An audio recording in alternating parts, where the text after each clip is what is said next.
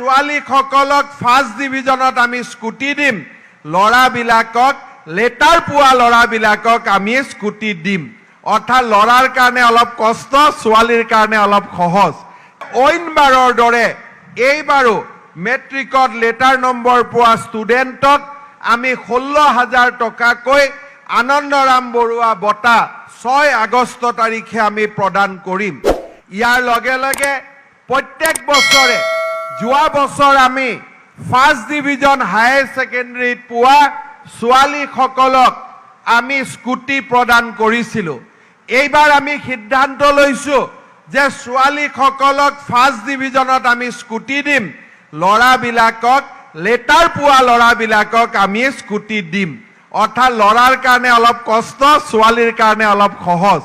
কিন্তু আমি আমাৰ দায়িত্ব পালন কৰাৰ দিশত আগবাঢ়িছোঁ।